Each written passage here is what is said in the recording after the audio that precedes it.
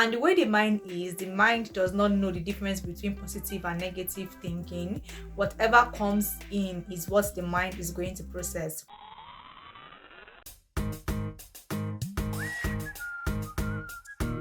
Hey guys, hello everyone, and welcome back to Peyi Vlogs. If this is your first time tuning in, thank you for joining the family. I'm here with another video on becoming a better version of you, and I'll be sharing practical tips on how we can stop limiting ourselves. The thing is, we consciously or unconsciously limit ourselves from our thought process to not actually believing in ourselves. Let's start with talking about one of man's greatest assets and one of man's most important weapon, which is the mind.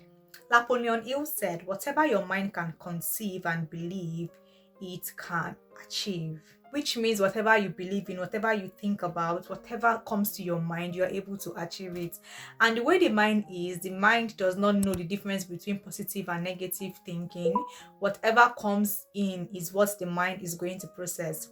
The Bible also says, guard your heart with all diligence, for out of it are the issues of life.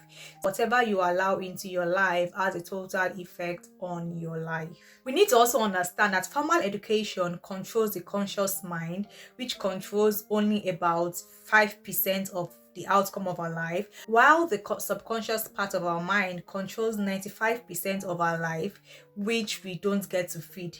So we all go to school. Some of us start from primary school, secondary school, high school, junior school, university, college, master's degree, PhD degree. And that is only formal education, which is 5% of our mind. While the other part of our mind, which is the subconscious mind, which controls 95% of the outcome of our life, we don't get to go to school to feed the mind, which is why there are platforms like this where we talk about personal development, self-development, how to be this, how to be that, just so you are also able to feed the subconscious part of your mind. The subconscious part of the mind is the main brain worker and handles everything our body needs to function properly. It is the storage system of the mind. It is quite strange when we think about it, because we don't get to go to the school of there's no school of mind. I don't know if there is a school of the mind. Whatever you allow into your mind always has an effect on the outcome of your life.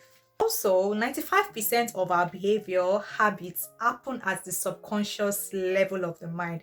The conscious part of the mind is the part that is fed intellectually when you go to school, and sometimes does not necessarily control the outcome of your life. It is just for the purpose of interacting with the physical world. Yes, when you say people are smart at the conscious part of the mind. They are smart at the point where they have been able to educate themselves up to.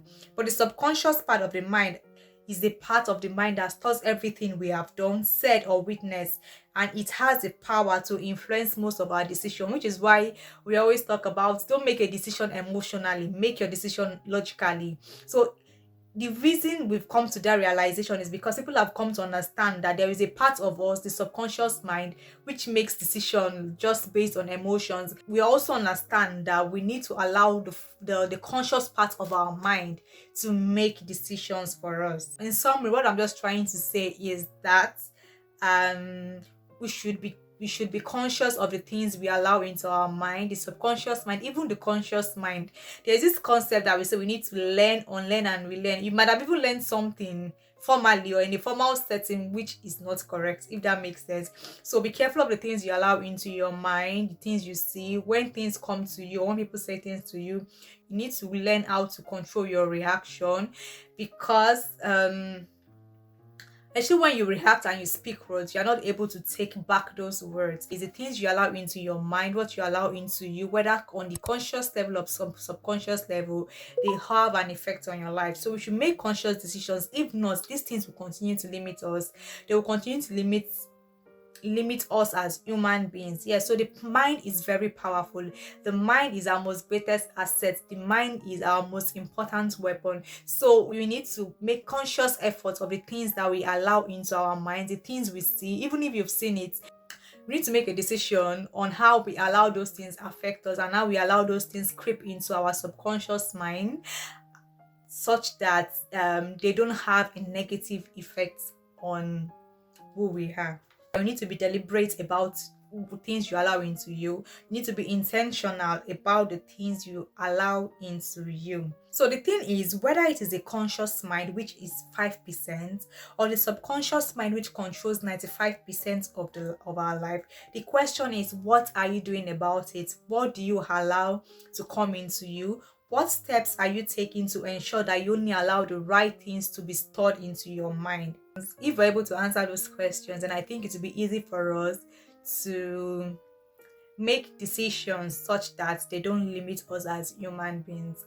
Let me share an example of I'm sure many of us might have experienced this. For example, maybe you're just talking with a friend and you were talking about how you love the particular model of a car, and for some reasons, just after that conversation, you start seeing that the model of that car everywhere. You're not asking yourself that is it that I've not been seeing this car, or what is happening?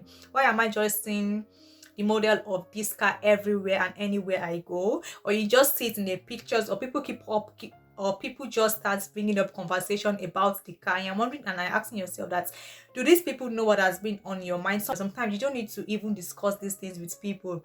You just realize that you are seeing these things around you. So imagine you are breathing negative things in your mind too. That is how the negative things will just begin to bring out negative outcomes.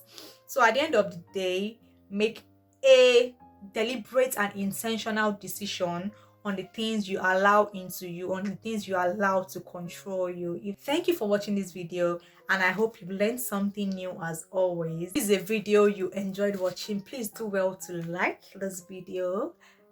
And if there's any question you want to ask, or there's anything you want to comment about, or something I've said that wasn't clear to you, please feel free to write that in the comment section, and I'll be glad to respond to them. Thank you for watching, and I'll see you in the next one.